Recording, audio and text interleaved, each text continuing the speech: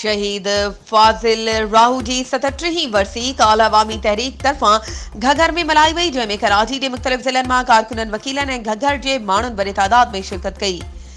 उन मौके ते अवामी तहरीक मलीर ज़िले जे सदर इकबाल जरवार ख़िताब कंदे चयो त शहीद फाजिल राहू सिंध सां मुहबत वेढ़ीचंद सां वचन वरजाइण जो नालो हो। हुन पोरियत अवाम ऐं सिंध तां साह ॾेई सिंधी अवाम खे वेसाह ॾिनो त सिंध जी बका ऐं पोरियत इनक़िलाब ओस अचणो आहे।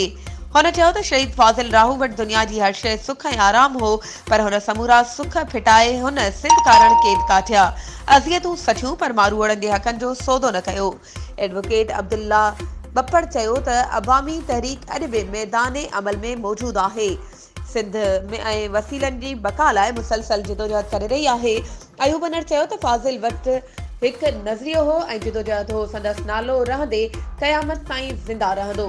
अवामी तहरीक जे कारकुननि खे रसूल बख्श जा लिखियल किताब हिकु भेरो पढ़णु घुर्जनि। इल्मु ॼाण खां सवाइ अमल बेकार आहे।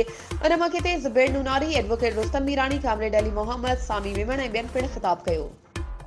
वधीक ख़बरुनि ऐं अपडेट्स जे लाइ असांजे चैनल खे सब्सक्राइब कयो ऐं हा, बेल आइकन खे प्रेस करणु न विसारिजो त जीअं असांजी हर नई अचण वारी वीडियो तव्हां ताईं पहुची